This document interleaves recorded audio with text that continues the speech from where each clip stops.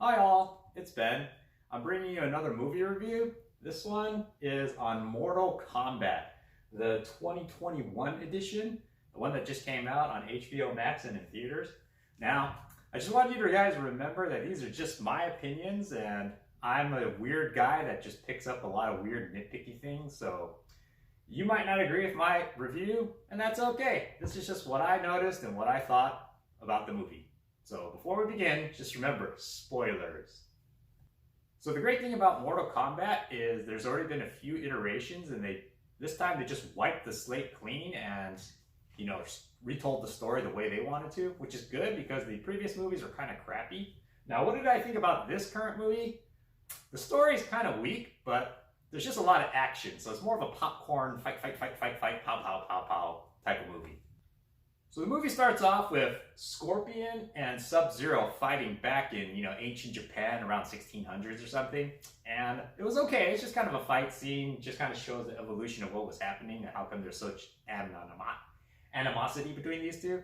But one thing I just kind of noticed is when Sub-Zero was defeating Scorpion at the end of their fight, he wasn't making sure that Scorpion was dead. He just stabbed him in the shoulder. It's like, dude, you just stabbed him and cut him upwards, and you fought him so much, but you didn't verify that he's dead. You're like a trained killer, though. You didn't just double check, slit his throat, make sure he's gone. You just kind of stab in the shoulder. I'm going away. I just like to point out that Cole right here, that's a pretty sloppy arm bar. No wonder he got out. One thing I noticed throughout the movie is even though these guys have enhanced powers, before they had enhanced powers that they knew about it, they were getting injured all over the place, Granted, Scorpion got stabbed upwards. Kano got a knife thrown into his thigh, and he continued to fight like nothing happened. Cole's getting shellacked by this big four-armed dude. No internal injuries, no internal bleeding, no ruptured spleen, and he's still fighting. Kano, again, he's just getting thrown with knives by Sasha, or Sonya Blade. And look, this Achilles tendon is being cut, and he's still just walking around like it's normal. Dude, Jax, you're in a dark alley. Just stay in the car, bro. Just stay with the group. Continue driving your SUV. There's no need to get out of your car and be a hero. Speaking of the scene, how come Sub-Zero didn't just create a wall of ice behind the SUV to stop them from escaping? He would have killed two birds with one stone. This scene was kind of strange in that Sonya just decided to fling out Cole, who probably doesn't have any military training or ever parachuted before, but it's like, yeah, don't worry, just jump out, count to 3, pull this cord. But a lot of the injuries in skydiving happens on the landing. You could break your legs, you could even die. But it's like, no, you got this. Why were they hiking 20 to 30 kilometers in the desert? Why didn't they just have the plane lady just drop them a little bit closer, then they parachute maybe 1 or 2 kilometers away? 20 to 30 kilometers, 18 and 12 to 18 miles? That's a long-ass walk. On top of that, they're just in the desert. They don't even look prepared. There's no water. There's no, mountain house ready-to-eat meals. Nothing. They're just kind of, tropsing along for 20 to 30 kilometers. That's crazy. Why is the bad guy walking through the desert? Can't this dude teleport and teleport all his minions? Why are they walking through the desert? This doesn't make any sense. So here we have the good guys meeting with Raiden. Raiden proceeds to belittle all these guys, okay, you're a has-been, you don't even have the dragon sign, you're just an arrogant douche. And then he turns away he's just gonna give up on these guys. Dude, you gotta play the cards you've been dealt, What were you expecting? You're just gonna have Kung Lao and Sharp Sombrero, his cousin, defeat everybody on their own? Granted, they're pretty skilled, but you still need all the help you can get. You wouldn't have sent out Kung Lao to go find these guys in the first place, and then just belittle them? You weren't gonna try just to turn around and walk away? So Jack, lifting this rock off of Sonya, is using his super arms. I would just like to point out, you can be super strong in the arms, but it's all down here in the legs, in the core. That's squat and deadlift power. It doesn't matter if you have the strongest arm in the world. If your base isn't strong, you're not lifting that rock. Granted, I'll accept that maybe the superpower also made his nano arms better, but also made him stronger. Okay, I'll give him that.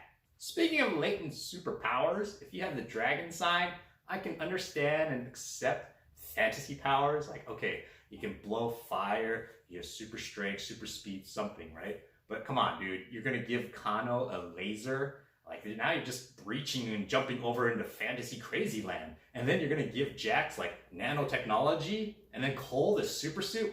Is he Iron Man? What's going on here? Why don't they just give him superpowers, super speed, fire abilities, or something, right? But don't just start yanking my chain and giving him whatever you want, like laser through the eye. What the hell is that? And then on top of that, okay, mechanical arm that just comes out of nowhere. I mean, those mechanical engineering monks are pretty remarkable, but come on, dude.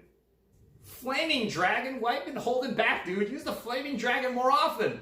Apparently, Sonya's power is purple lasers that shoot through her hands, but they can't penetrate bone.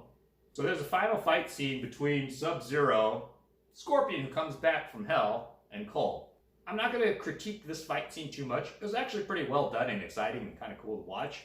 But how come Raiden shows up so much later? It's like, dude, you can teleport. Why don't you go help out your bros?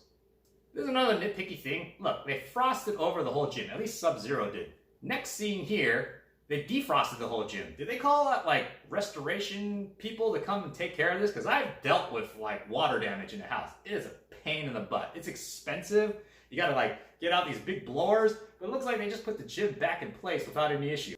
Alright, so this review is kind of short. I am picking at a lot of weird little things that I just noticed and bothered me. Probably won't bother you, because you guys are more normal than I am. But anyways, Mortal Kombat, all in all, is an entertaining popcorn movie. The story is pretty weak. And I could see them setting up for another Mortal Kombat movie in the future. Mortal Kombat 2? Revenge of Sub-Zero? I don't know. Or Sub-Zero. Mortal Kombat 2, Sonya and her band of merry men. Mortal Kombat 2, Kung Lao uses his dragon. Mortal Kombat 2, the search for Yuli's gold. So anyways, if you guys have HBO Max, or you could just wait till it comes out on regular cable, you could catch Mortal Kombat. It's an okay show. It's good to watch with little kids because they'll probably be excited with the fighting. But overall, I don't know if I'd watch it again because it doesn't really have good holding power. So anyways, thanks for watching. Final thought postscript. Did you ever think, like I did, that maybe Sonya should, like, mercy kill Jax? I'm not saying it's a good thing to do. I'm just saying for the cause, right? You got whole Earth world at stake. And then she get a symbol, and then she gets superpowers. But then again, you know, those mechanical engineering monks did a pretty good job, so it worked out. So I guess my plan wouldn't have been that great an idea, but I'm just saying.